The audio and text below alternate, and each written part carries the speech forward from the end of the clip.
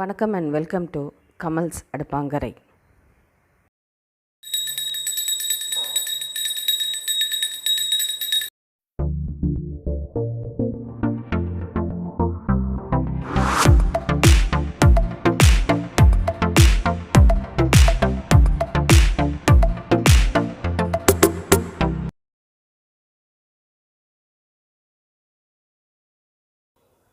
நம்ம இன்றைக்கி பார்க்க போகிறது இந்த மழைக்கு ஏற்ற சளி இருந்தாலும் காஃப் இருந்தாலும் ஃபீவர் இருந்தாலும் எல்லாத்துக்குமே சரியாகக்கூடிய அளவுக்கு இன்டைஜஷனாக இருந்தாலும் அதுக்கு எல்லாத்துக்குமே சேர்த்த மாதிரி ஒரு சட்னியை தான் நம்ம செய்ய போகிறோம். அதுக்கு தேவையான பொருள் என்னென்னு பார்க்கலாம். கற்பூரவள்ளி சட்னி செய்ய தேவையான பொருள் 10லேருந்து ஒரு 12 கற்பூரவள்ளியை எடுத்து நல்லா அலசி சுத்தம் பண்ணி எடுத்து வச்சுக்கோங்க. ஒரு 5லேருந்து 6 காஞ்ச மிளகா, காரத்துக்கு ஏற்ற மாதிரி அவங்கவுங்க காரத்துக்கு ஏற்ற மாதிரி போட்டுக்கோங்க.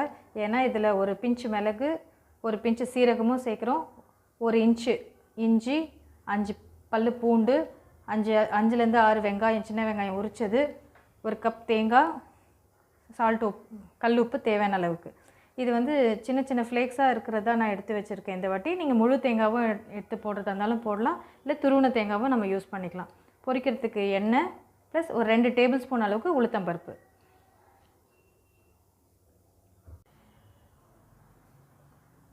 ஒரு டேபிள் ஸ்பூன் அளவுக்கு எண்ணெய் விட்டுக்கோங்க. பாத்திரம் சூடாகட்டும். இப்போது பாத்திரம் சூடான உடனே நம்ம எடுத்து வச்சுருக்க உளுத்தம்பருப்பு அதில் சேர்த்துக்கோங்க.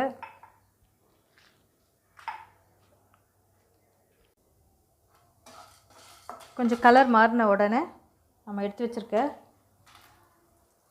காஞ்ச மிளகாய், ஒரு துண்டு இஞ்சி, மிளகு சீரகம்,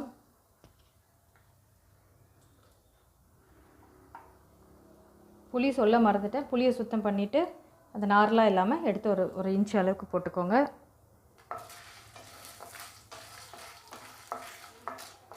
கொஞ்சம் நல்லா வதக்கிட்டு நம்ம எடுத்து வச்சுருக்க சின்ன வெங்காயம்,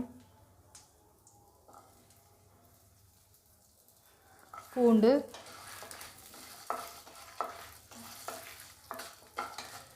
இது கொஞ்சம் நல்லா வதங்கட்டும்.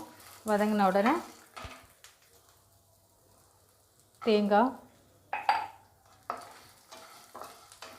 நம்ம இஞ்சி, பூண்டு, மிளகு, சீரகம் எல்லாமே சேர்த்துருக்கிறதுனால கற்பூரவள்ளி ஜென்ரலாகவே வந்து நம்ம சளி, ஃபீவர், உடல் உபாதைகள் எது இருந்தாலுமே அதுக்கு யூஸ் பண்ணிக்கலாம்.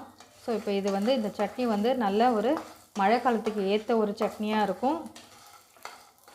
கோல்டு பிடிச்சவங்களாம் சாப்பிட்லாம், கோல்டு பிடிக்காமல் இருக்கவங்களாம் சாப்பிட்டாலும் கோல்டு வர்றதையும் நம்ம கண்ட்ரோல் பண்ணிக்கலாம்.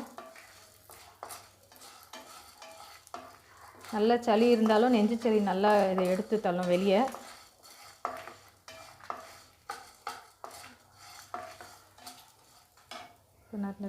நம்ம எடுத்து வச்சுருக்க கல் உப்பு தேவையான அளவுக்கு போட்டுக்கோங்க. இது எல்லாத்தையுமே ஒரு சின்ன சின்ன இலையாக நல்லா இதை அரிஞ்சு போட்டுக்கலாம் சின்ன சின்னதாக. இது எல்லா இலையும் கிள்ளி போட்டாச்சு. அரிஞ்சு போட்ட இலை எல்லாத்தையும் வந்து ஒரு நிமிஷம் எண்ணெயில் வதங்கினீங்கன்னா போதும்.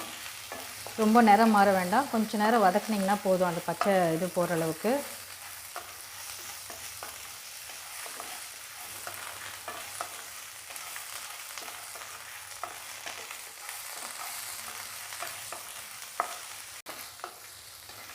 ஸோ போதும் இந்த அளவுக்கு. ஸோ இப்போ இதை எடுத்து உடனே ஆஃப் பண்ணிவிட்டு ஒரு தட்டில் கொட்டி இதை ஆற விட்டுடுங்க. ஃபேன் காற்றுல ஃபேனில் வச்சு ஆறின பிறகு இதை நம்ம எல்லாத்தையும் அரைச்சி எடுத்துக்கலாம். ஃபஸ்ட்டு மிளகாவை எடுத்து இந்த மாதிரி அரைச்சி விடுங்க. அரைச்சதுக்கப்புறமா நம்ம சேர்த்து வச்சுருக்க எல்லா பொருளையும் ஒன்றா சேர்த்து அரைச்சி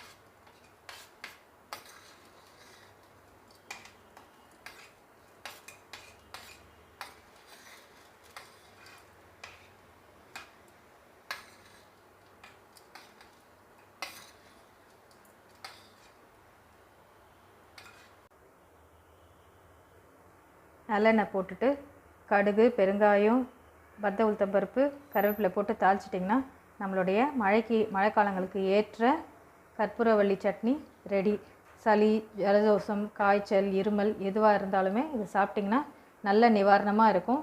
இதை சாப்பிடும்போது நமக்கு காலையிலையோ இல்லை மாலையிலையோ வந்து நமக்கு வந்து சளியெல்லாம் வந்து வெளியேறது நல்லாவே தெரியும் நமக்கு. இது மழை காலத்துக்கு ஏற்ற சட்னியை சாப்பிட்டு பார்த்துட்டு எப்படி இருந்ததுன்னு எனக்கு கமெண்ட் செக்ஷனில் சொல்லுங்கள்.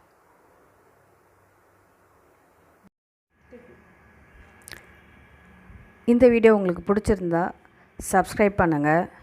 கூடவே இருக்கிற பெல் ஐக்கான் பட்டனை கிளிக் பண்ணுங்கள். ஃபர்தர் நோட்டிஃபிகேஷன்ஸு உங்களுக்கு கண்டினியூ ஆகிறதுக்கு அது ஹெல்ப் ஆகும். உங்களுக்கு இந்த வீடியோ பிடிச்சிருந்தா லைக் பண்ணுங்கள். ஏதாவது கமெண்ட் பண்ணணுன்னு இருந்தால் கமெண்ட் செக்ஷனில் கமெண்ட் பண்ணுங்கள். இது யூஸ்ஃபுல்லான வீடியோவாக இருந்தால் உங்கள் ஃப்ரெண்ட்ஸ் ரிலேட்டிவ்ஸ்க்கு ஷேர் பண்ணுங்கள். மறக்காமல் சப்ஸ்கிரைப் பண்ணிவிடுங்க.